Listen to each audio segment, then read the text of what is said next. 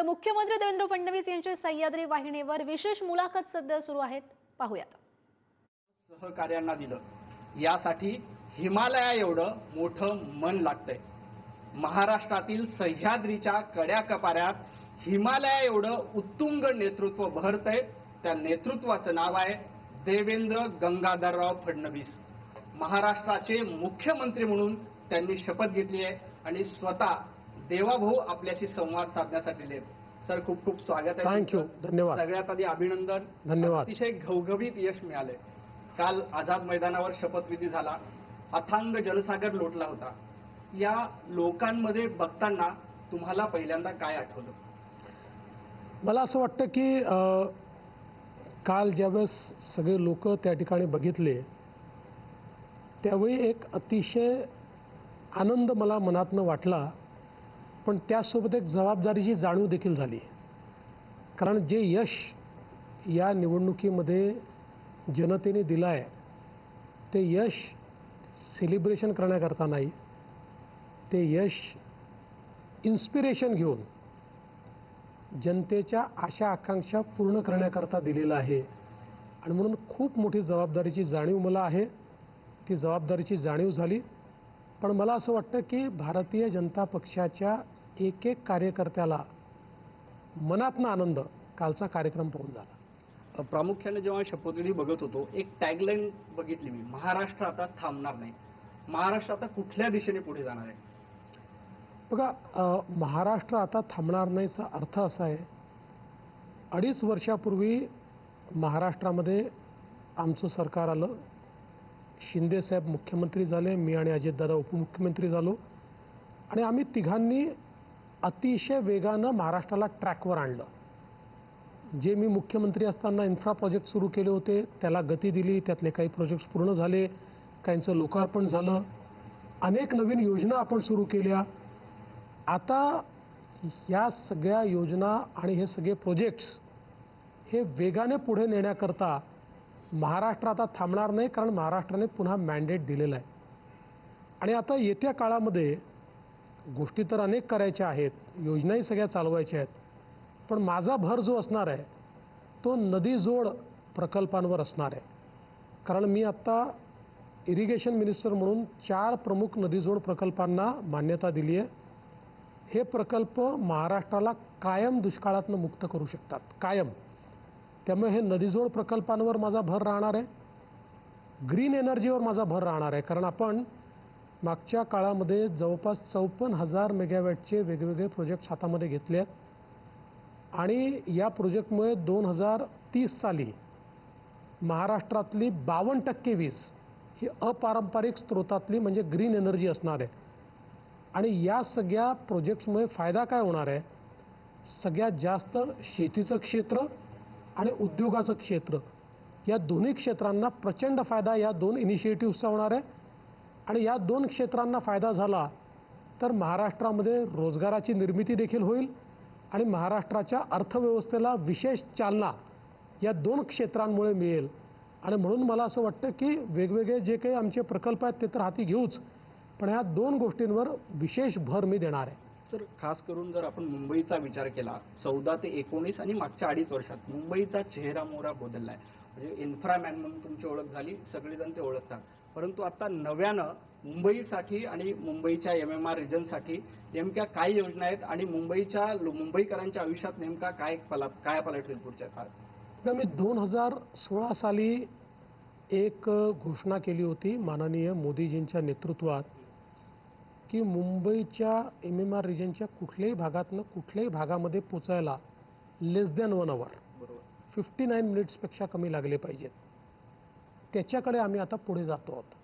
आता आपण बघितलं की कोस्टल रोड झाला, पुढे वरळी बांद्रा सी लिंक आहे, त्याच्या पुढची बांद्रा वर्सोवा सी लिंकचं काम चालू आहे, जवळपास 40-50% ते झालं आहे.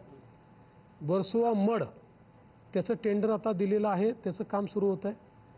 मडपासनं विरारपर्यंत आता एक सी लिंक जी तयार करायची आहे, त्याच्याकरता मी मध्यंतरी जापानला गेलो होतो.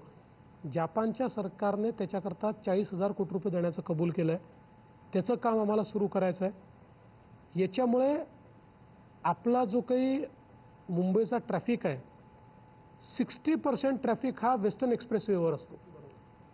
तो पूर्ण डिकंजेस्ट होऊन जाईल, कारण वेस्टर्न साईडला हा एक रिंग रोड मिळणार आहे. बरं, हा रिंग रोड एक लूप तयार करतोय मुंबईकरता, कारण विरारपर्यंत हा रोड गेला तर विरार अलिबाग कॉरिडॉरचं काम आपण चालू केलेलं आहे.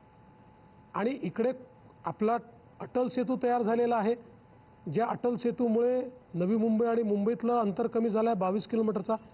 म्हणजे एक पूर्ण रिंग रोड किंवा लूप हा आपण देतो. आणि या लूपसोबत 375 किलोमीटरचं मेट्रो नेटवर्क आपण तयार करतो. आपल्याला पहिल्यांदा 11 वर्ष लागले 11 किलोमीटर मेट्रोला, आता आपण 50 किलोमीटर डेडिकेट करून टाकली. म्हणजे 5 वर्षात 375 किलोमीटरचं काम आपण सुरू केलं. 50 किलोमीटर डेडिकेट केली, 50 किलोमीटर अजून करतोय, पुढच्या वर्षी अजून 50 किलोमीटर करतोय. म्हणजे हे सगळं काम ज्यावेळेस होईल त्यावेळी मुंबईकरांचं एक महत्त्वाचं जे काम आहे, कारण मुंबईकरांचे दिवसातले 3-4 तास हे कम्युटेशनमध्ये जातात. त्यांना जीवनामध्ये 3 तास तरी जास्तीचे मिळतील, आपल्या परिवारासोबत मिळतील, किंवा एक प्रकारे क्वालिटी टाईम त्यांना त्या ठिकाणी मिळेल. सबर्बन रेल्वेचं पूर्ण आपण मेकओव्हर केलेलं आहे, मेट्रो आहे, बस सिस्टीम पूर्ण आपण त्याचं मेकओव्हर करतोय, आणि रोड्सचं जाळं असेल, फ्लायओव्हरचं जाळं असेल, याच्यामुळे कम्युटेशन हे मुंबईमध्ये आपण चांगल्या प्रकारे करतो. त्याचसोबत दुसरं, मुंबई आणि MMR रिजनमध्ये रहिवासी सगळ्यात मोठी समस्या आहे. आपण BDD चाळ असेल किंवा अभ्युदयनगरसारख्या योजना असतील किंवा म्हाडाचे लेआउट्स असतील, या सगळ्यांमध्ये खूप मोठ्या प्रमाणात काम सुरू केलं. मराठी माणसाला मुंबईतच घर मिळालं पाहिजे हा प्रयत्न आपण सुरू केला. आणि सगळ्यात महत्त्वाचं सेल्फ रिडेव्हलपमेंट, म्हणजे बिल्डरांच्या घशामध्ये घालण्याच्या ऐवजी ज्या सहकारी संस्था आहेत त्यांनी स्वतःच सेल्फ रिडेव्हलपमेंट करावं. त्याकरता आपण 17 मागण्या त्यांच्या मान्य केल्या. मुंबई बँकेच्या माध्यमातून प्रवीण दरेकरांनी त्यांना लोन देण्याचं त्या ठिकाणी काम सुरू केलं. 16 बिल्डिंग तयार झाल्या आहेत, 1400 प्रपोजल आता आलेले आहेत. त्यामुळे मोठ्या प्रमाणात या ठिकाणी रहिवासी जी समस्या आहे ती सॉल्व्ह होणार आहे. दुसरं, मुंबई ही लँडलॉक सिटी आहे, त्यामुळे इथे आपल्याला मर्यादा आहेत. पण आता अटल सेतूमुळे आपल्याला मुंबईच्या 3 पट मोठी मुंबई ही मुंबईला अटॅच झाली आहे. त्यामुळे त्या ठिकाणी लोकांना रहिवासाकरता परवडणारी घरं ही देणं आपल्याला सोपं झालं आहे. इकडे या लिंकमुळे विरारपर्यंत आपल्याला परवडणारी घरं देता येतील. त्यामुळे पुढच्या 5-7-8 वर्षामध्ये मुंबईकरांचं, आम मुंबईकरांचं जे स्वप्न आहे परवडणाऱ्या घराचं, तेही आपल्याला पूर्ण करता येणार आहे. सर, मुंबई म्हटलं की धारावी आपसुकच येतं, परंतु विरोधक सातत्यानं धारावीच्या प्रकल्पाबद्दल आक्षेप घेतात की काही ठराविक अदानींना मदत करण्यासाठी धारावीचा प्रकल्प दिला जातोय. तर या आक्षेपाला काय नेमकं उत्तर आहे? असं आहे की पहिल्यांदा तर धारावी प्रकल्पाची संकल्पना राजीव गांधींच्या काळात मांडली होती. कुठल्याच सरकारने काहीच केलं नाही. मी मुख्यमंत्री झाल्यानंतर त्या प्रकल्पाचा DPR तयार केला. हा प्रकल्प करायचा असेल तर त्याला जागा ॲडिशनल लागेल म्हणून रेल्वेची जागा मिळवली, ती विकत घेतली आम्ही रेल्वेकडनं, आणि याचं टेंडर काढलं, त्याचा विकासक आम्ही नेमला. महाविकास आघाडीचं सरकार आल्यानंतर त्यांनी ते टेंडर रद्द केलं. त्यावेळेस तर काही अडाणी नव्हते विकासक, दुसरा विकासक नेमला होता, त्यांनी ते रद्द केलं आणि नव्याने त्याच्या टर्म्स आणि कंडिशन्स तयार केल्या. आत्ताचं जे टेंडर झालेलं आहे या टेंडरमधल्या 100% टर्म्स आणि कंडिशन्स उद्धव ठाकरेंच्या सरकारने तयार केल्या आहेत. एकच गोष्ट त्यातली मी बदलली.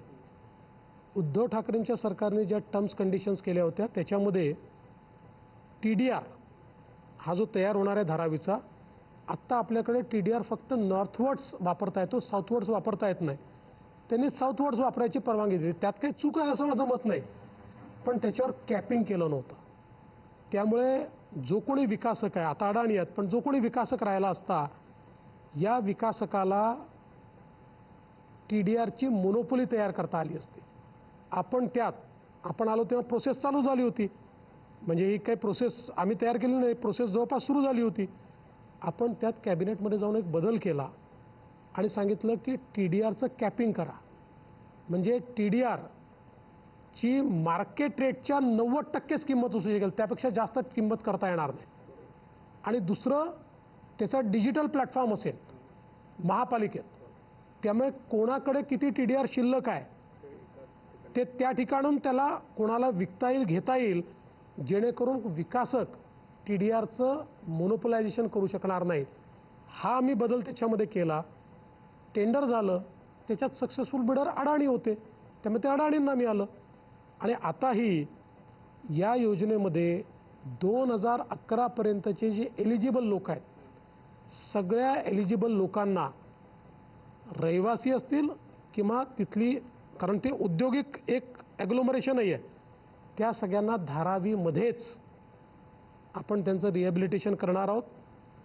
जे नियमात बसत नाहीत, हायकोर्टाने नियम केला आहे, जे बसत नाहीत त्या लोकांनाही आपण काढून टाकू शकतो का? त्यांना काढलं तर ते दुसरी धारावी तयार करतील.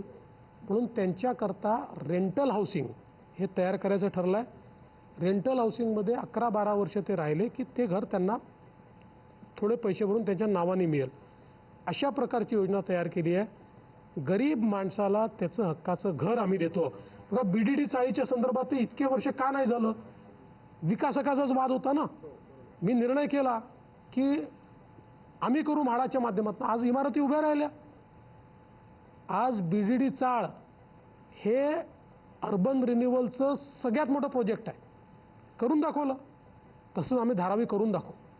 सर, विरोधकांचा आणखी एक सातत्यानं आक्षेप होतो, जेव्हा विधानसभा निवडणुकीत भारतीय जनता पार्टी आणि महायुतीला घवघवीत यश मिळालं त्यावेळेला लगेच EVM वर शंका घेतली गेली आणि बॅलेट पेपरवर आता निवडणूक घ्या अशी मागणी करतायत. काय उत्तर आहे याला? मला खरं म्हणजे असं वाटतं की असं मूर्खतापूर्ण बोलण्यापेक्षा त्यांनी आत्मचिंतन केलं पाहिजे. एकाच दिवशी झारखंडला निवडणूक होते आणि महाराष्ट्रात निवडणूक होते. झारखंडला ते जिंकतात तर EVM मध्ये प्रॉब्लेम नाही. महाराष्ट्रात ते हारतात तर EVM मध्ये प्रॉब्लेम आहे. महाराष्ट्रात एकाच दिवशी लातूर जिल्ह्यामध्ये लातूर शहरात अमित देशमुख जिंकतात आणि लातूर ग्रामीणला धीरज देशमुख हारतात, तर इकडे प्रॉब्लेम आणि इकडे प्रॉब्लेम नाही. महाराष्ट्रात एकाच दिवशी लोकसभेच्या आणि विधानसभेच्या निवडणुकीत नांदेडमध्ये 6 जागांवर विधानसभेत महायुती निवडून येते आणि त्याच दिवशी त्याच 6 जागांवर त्याच लोकांनी मतदान करून देखील पोस्टल बॅलेटमध्ये का होईना पण काँग्रेस निवडून येते. मग आता कुठे EVM आलं?